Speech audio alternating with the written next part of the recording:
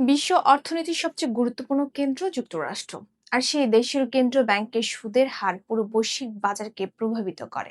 সাম্প্রতিক সময়ে যুক্তরাষ্ট্রের সুদের হার নিয়ে অনিশ্চয়তা বাড়তে থাকায় একসাথে অস্থির হয়ে উঠছে স্টক মার্কেট এবং বন্ড মার্কেট। এদিকে শেয়ার বাজারে বড় ওঠানামা, অন্যদিকে সরকারি বন্ডের ফলন নিয়ে অস্বাভাবিক পরিবর্তন, সব মিলিয়ে বিনিয়োগকারীদের মধ্যে নতুন উদ্বেগ তৈরি হয়েছে। এতে স্বাভাবিকভাবে প্রশ্ন উঠছে, কেন একই সময়ে স্টক ও বন্ড দুই বাজারে চাপ তৈরি হচ্ছে? বিস্তারিত ফারজানা মিথিলার প্রতিবেদনে। যুক্তরাষ্ট্রে মধ্যপ্রাচ্যের ভূ রাজনৈতিক সংকট ও তেলের মূল্য বৃদ্ধির ফলে সৃষ্ট মূল্যস্ফীতি এবং ফেডের সুদের হার নিয়ে অনিশ্চয়তার কারণে বন্ড ও স্টক মার্কেটে তীব্র অস্থিরতা বিরাজ করছে।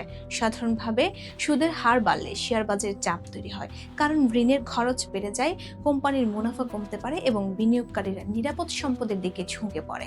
অন্যদিকে সুদের হার কমার সম্ভাবনা তৈরি হলে সাধারণত স্টক মার্কেট ইতিবাচক প্রতিক্রিয়া দেখায়, কিন্তু বর্তমান পরিস্থিতি কিছুটা ভিন্ন। কারণ বাজার এখনো নিশ্চিত নয়। ফেডারেল রিজার্ভ ভবিষ্যতে সুদের হার বাড়াবে, কমাবে নাকি দীর্ঘ সময় একই অবস্থায় রাখবে, এই অনিশ্চয়তায় বাজারে অস্থিরতা বাড়াচ্ছে। ইন্টারন্যাশনাল মনিটারি ফান্ডের মতে, দীর্ঘ সময় উচ্চ সুদের হার বজায় থাকলে বৈশ্বিক অর্থনীতির প্রবৃদ্ধি ধীর হয়ে যেতে পারে। বিশেষ করে যুক্তরাষ্ট্রে মূল্যস্ফীতি পুরোপুরি নিয়ন্ত্রণে না আসায় ফেডারেল রিজার্ভ এখন সতর্ক অবস্থানে রয়েছে। কেন্দ্রীয় ব্যাংক সুদের হার বাড়িয়ে সাধারণত বাজারে অর্থ প্রবাহ কমানোর চেষ্টা করে, যাতে মূল্যস্ফীতি নিয়ন্ত্রণে আসে, কিন্তু এতে ব্যবসা ও বিনিয়োগেও চাপ তৈরি হয়। স্টক মার্কেটের পাশাপাশি বন্ড মার্কেটেও অস্বাভাবিক পরিস্থিতি তৈরি হয়েছে।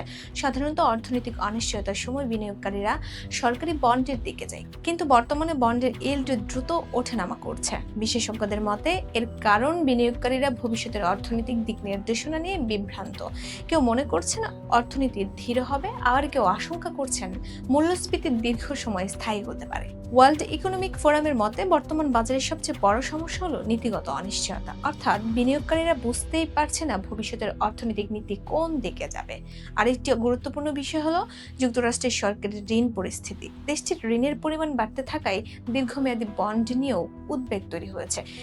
কিছু বিশ্লেষক মনে করছেন বিনিয়োগকারীরা এখন আগের মতো সহজে দীর্ঘমেয়াদী বন্ড কিনতে আগ্রহ দেখাচ্ছে না, ফলে বন্ড ইল্ড বাড়ছে।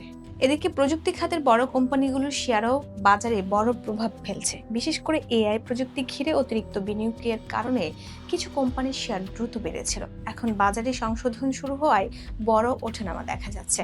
বিশেষজ্ঞরা বলছেন বর্তমান পরিস্থিতি উচ্চ সুদের হার বনাম প্রবৃদ্ধি দ্বন্দ্বে পরিণত হয়েছে। যদি সুদের হার বেশি সময় উঁচু থাকে তাহলে অর্থনীতি ধীর হতে পারে, আবার দ্রুত হার কমলে মূল্যস্ফীতি আবার বাড়তে পারে। আর এই দ্বিধার কারণেই বাজার অস্থির হয়ে উঠছে। মধ্যপ্রাচ্যের উত্তেজনার কারণে বন্ডের বিক্রি বেড়ে যাওয়ায় মে মাসে যুক্তরাষ্ট্রের ৩০ বছর মেয়াদী ট্রেজারি ইল্ড ৫.২% পৌঁছেছে, যা ২০০৭ সালের পর সর্বোচ্চ।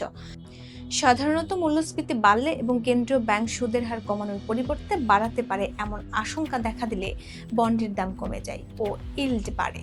বিশ্ব বিনিয়োগ বিশ্লেষকরা আরও বলছেন আজকের বাজার আগের চেয়ে অনেক বেশি সংবেদনশীল। একটি ছোট অর্থনৈতিক রিপোর্ট, চাকরির তথ্য বা কেন্দ্রীয় ব্যাংকের কর্মকর্তার মন্তব্যেও বাজার দ্রুত প্রতিক্রিয়া দেখাচ্ছে। সব মিলিয়ে যুক্তরাষ্ট্রের সুদের হার নিয়ে অনিশ্চয়তা এখন শুধু একটি দেশের অর্থনৈতিক বিষয় নয়, এটি পুরো বৈশ্বিক আর্থিক ব্যবস্থার উপর প্রভাব ফেলছে। শেষ পর্যন্ত প্রশ্ন থেকেই যায়, ফেডারেল রিজার্ভ কি অর্থনীতিকে ধীর না করে মূল্যস্ফীতি নিয়ন্ত্রণ করতে পারবে, নাকি সামনে আরো বড় বাজার অস্থিরতা অপেক্ষা করছে? উত্তর এখনো পুরোপুরি স্পষ্ট নয়, তবে একটি বিষয় নিশ্চিত, বিশ্ব অর্থনীতির ভবিষ্যৎ এখন অনেকটাই নির্ভর করছে যুক্তরাষ্ট্রের সুদের হার নীতির উপর। Voice of Bangla, international desk.